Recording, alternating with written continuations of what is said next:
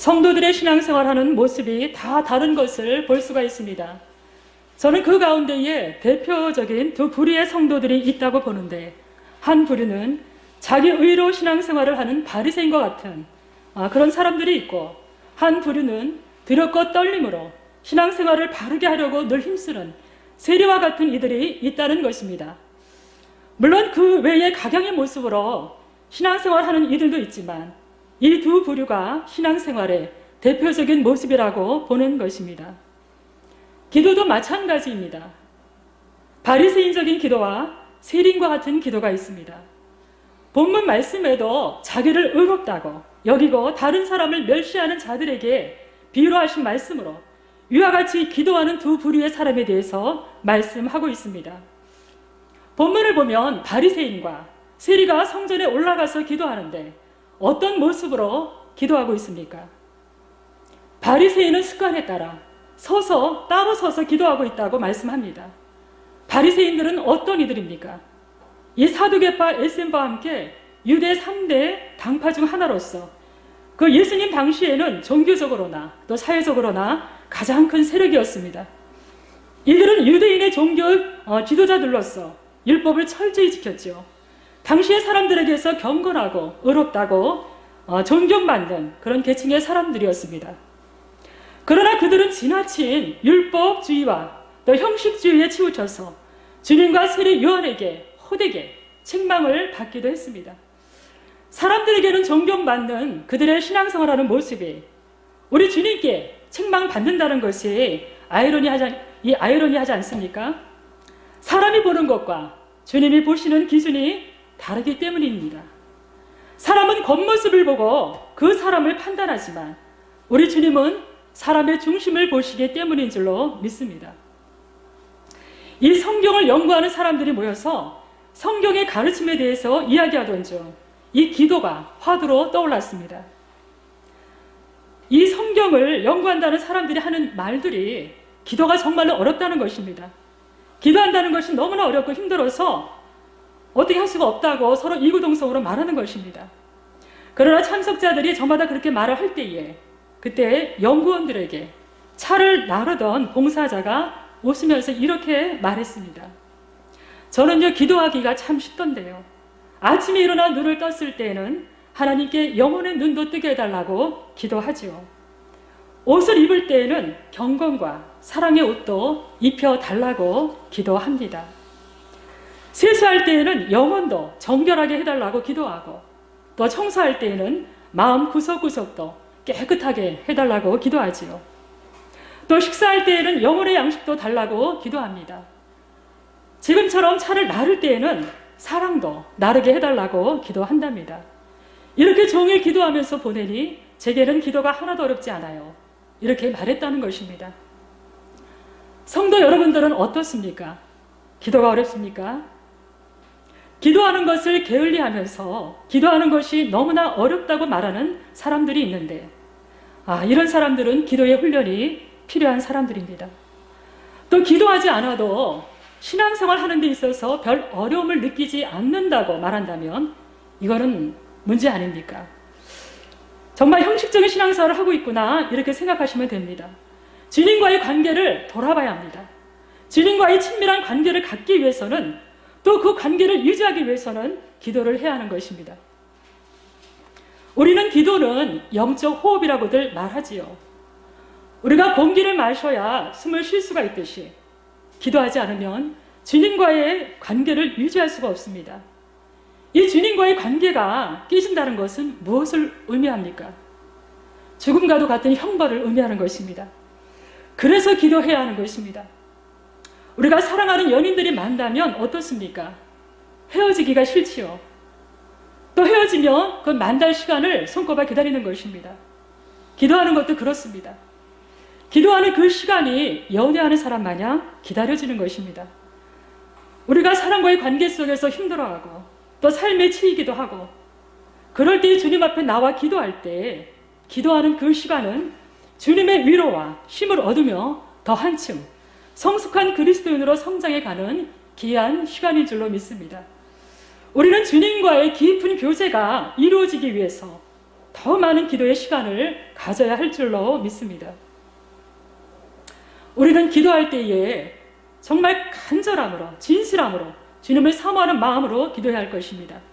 그렇지 않으면 기도가 중언부언하는 습관적이고도 형식적인 기도가 되기 때문입니다. 내허 외식이라는 사자성어가 있지요. 속은 비고 겉만 요란하게 꾸민다는 뜻입니다. 빈 수레가 요란스럽다는 말과도 같은 말이죠. 이 뜻에 딱 부합되는 인물들이 바로 바리새인들인 것입니다. 원래 속이 꽉 찬 사람일수록 겸손하고 겉모습에는 그다지 신경을 쓰지 않습니다. 오히려 속이 빈 사람일수록 겉모습에 치중을 하는 법이지요. 이 바리새인들은 자신들을 의롭다고 여기고 다른 사람을 멸시하는 교만한 자들입니다. 교만은 패망의 선봉이요 넘어짐의 앞잡이라고 말씀했습니다. 하나님께서 가장 미워하시는 것이 바로 이 교만인 것이지요. 마태복음 6장 1절 말씀에 사람에게 보이려고 그들 앞에서 너희 의를 행하지 않도록 주의하라. 그리하지 아니하면 하늘에 계신 너희 아버지께 상을 받지 못하느니라고 주님은 말씀하셨습니다. 하나님께서는 우리에게 하나님을 사랑하고 내 이웃을 내 몸과 같이 사랑하라고 세 계명을 주셨는데 이 교만은 하나님을 사랑하고 또 이웃을 사랑하는 것을 방해하는 요인이 되는 것입니다. 이 교만한 마음으로 기도하는 것을 하나님께서 받으실 리가 없습니다. 하나님과는 전혀 상관없는 자기 만족에 의한 기도를 이 바리새인들은 어떻게 드리고 있습니까? 하나님이여 나는 다른 사람들 곧 토색 불이 간음을 하는 자들과 같지 아니하고 이 세리와도 같지 아니함을 감사하나이다. 나는 1회에 2번씩 금식하고 또 소득의 11조를 드리나이다. 이렇게 기도하는 것입니다. 여러분 같으면 바리새인과 같이 이런 내용으로 기도할 수 있겠습니까? 그런데 이렇게 자기 의를 드러내는 기도를 하는 성도들이 분명 있다는 사실입니다.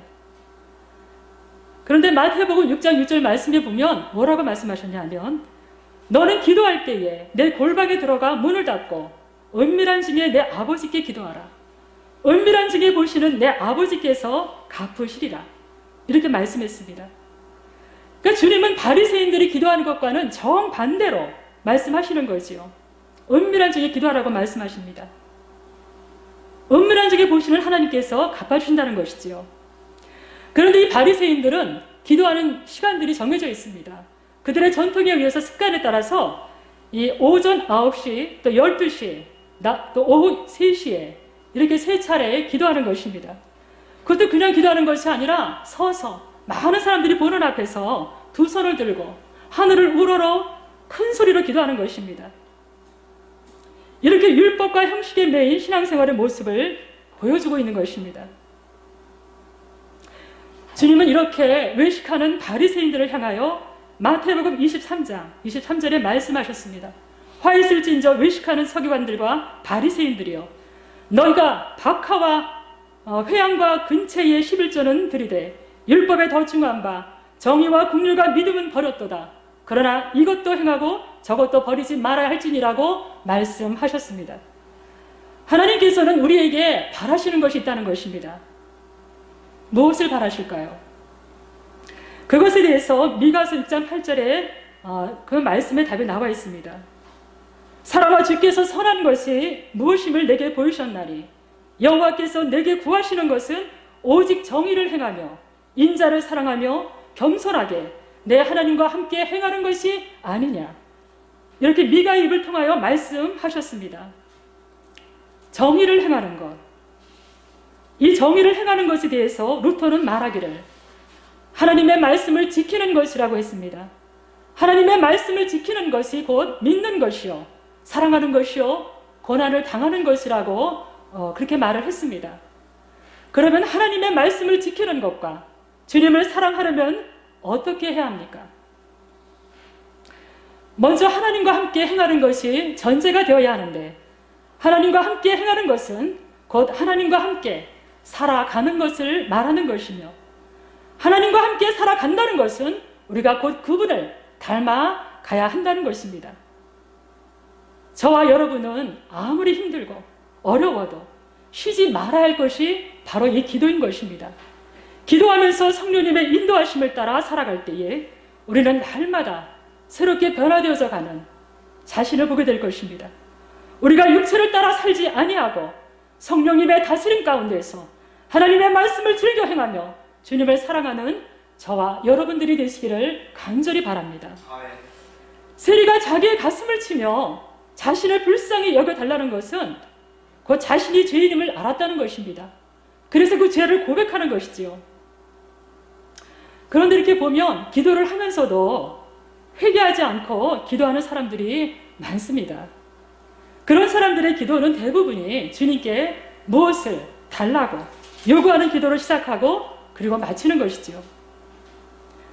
다른 어떤 것을 구하지 아니하고 다만 자신의 죄에 대한 용서를 구하며 가슴을 치면서까지 간절한 마음으로 회개하는 것은 쉽지가 않습니다.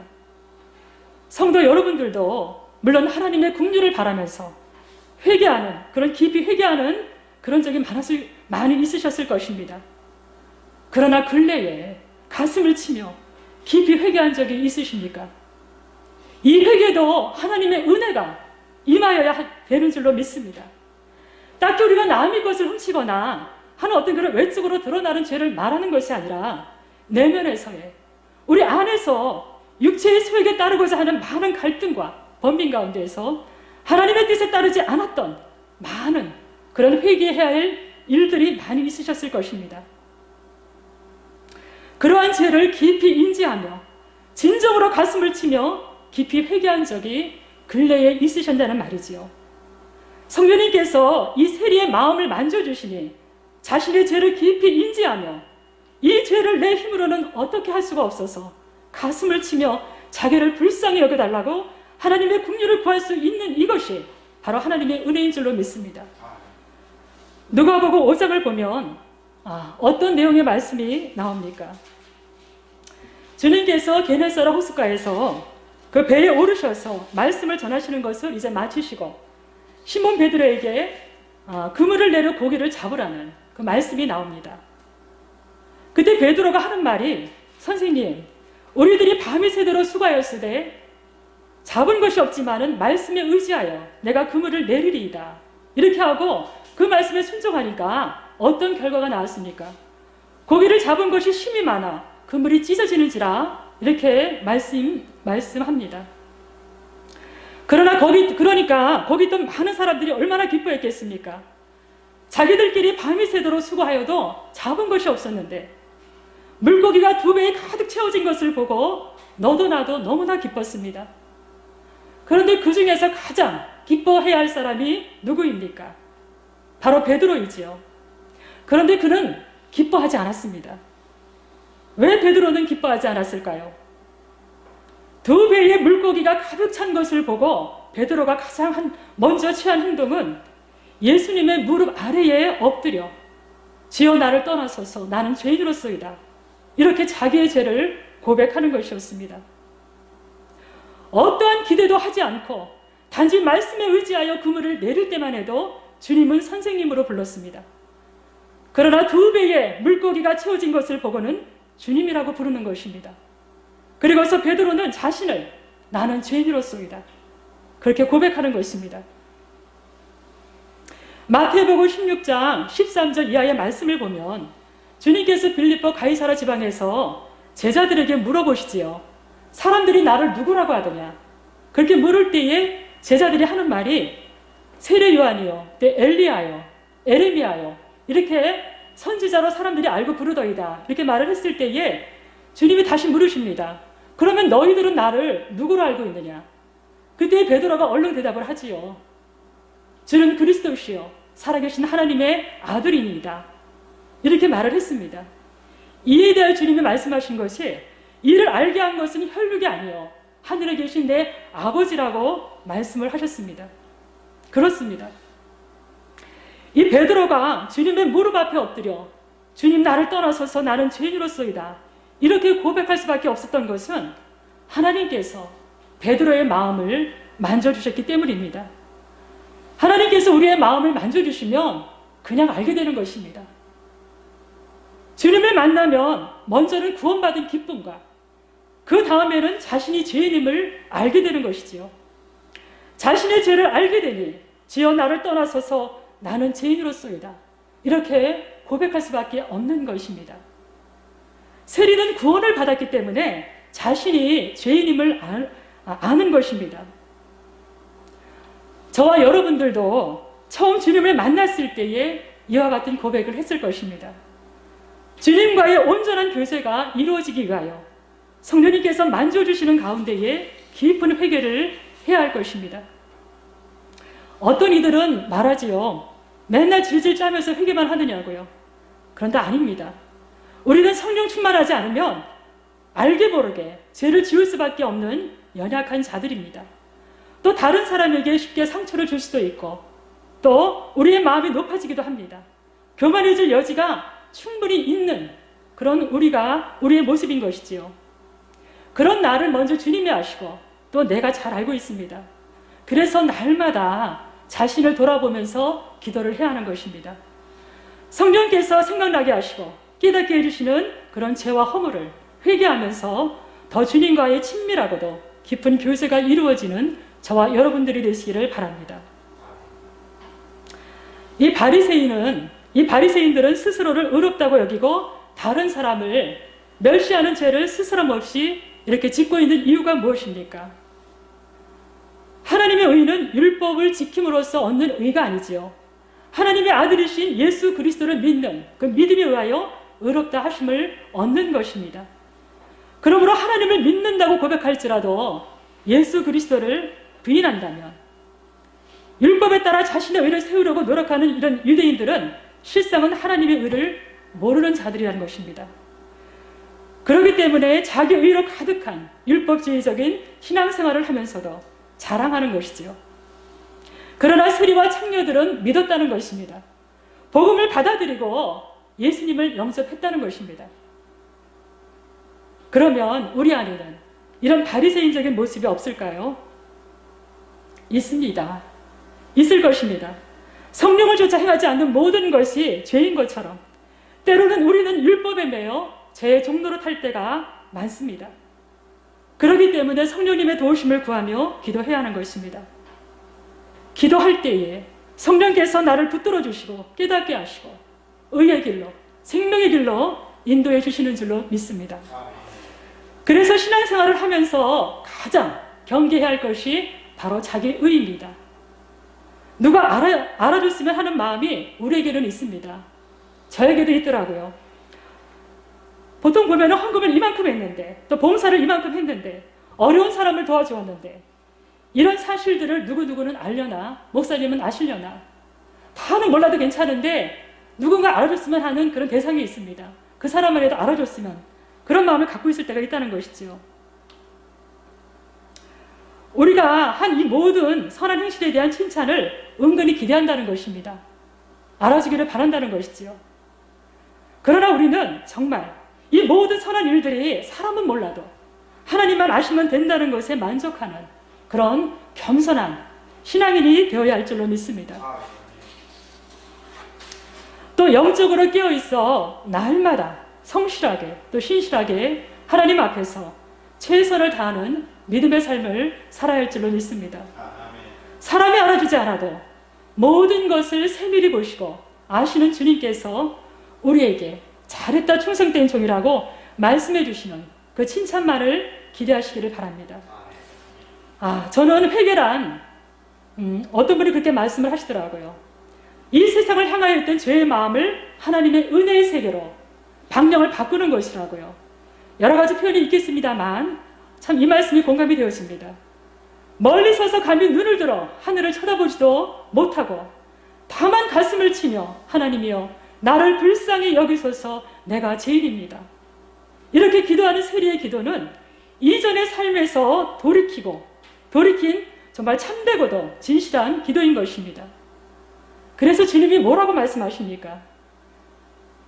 사람들이 의롭다고 말하는 저 바리새인이 의로운 것이 아니라 이 세리가 의롭다고 말씀을 하시는 것입니다. 그래서 무릇 자기를 높이는 자는 낮아지고 자기를 낮추는 자는 높아지리라고 말씀하셨습니다. 여러분들은 낙타를 보셨습니까? 저는 실제로 본 적은 없습니다. TV를 통해서 본 낙타의 모습은 그 커다란 눈망울과 긴 속눈썹, 그 정도는 기억을 하고 있지요. 근데 그 긴 속눈썹은 바람에 날리는 모래가 눈에 들어오는 것을 방지해주고 또 등 위에 있는 혹은 그 지방이 들어있어서 탈수를 막아준다는 그런 정도는 알고 있습니다. 근데 이 사막에서 사람에게 없어서는 안 되는 아주 중요한 이동수단 역할을 하는 이 낙타는 이 하루를 시작하고 마칠 때마다 주인 앞에 무릎을 꿇는다고 합니다. 하루를 보내고 일을 마칠 시간이 되면 낙타는 주인 앞에 다시 무릎을 꿇고 등에 있는 짐이 내려지기를 기다리며 또 하루가 시작되면 또다시 주인 앞에 무릎을 꿇고 주인이 얹어주는 짐을 짊어지는 것입니다. 이렇게 등에 무거운 짐을 짊어지는 낙타의 사정을 누가 가장 잘 알겠습니까? 바로 낙타의 주인이지요. 그렇기 때문에 낙타가 짊어질 수 있을 만큼의 짐을 얹어주는 것입니다. 우리의 주인은 누구십니까? 바로 우리 주님이십니다. 우리 역시 현실이 때론 너무나 힘듭니다. 아무리 힘들고 어려울지라도 우리에게 감당하지 못할 시험 당함을 허락하지 아니하신다고 말씀을 하셨습니다. 우리의 모든 형편과 사정을 너무나 잘 아시는 주님이 우리와 함께 하시니 모든 것을 주님께 맡기시고 기도의 고삐를 늦추지 마시고 날마다 기도로 자신의 믿음을 점검하며 주님 앞에 바로 서시어서 승리하시는 저와 여러분들이 되시기를 간절히 바랍니다.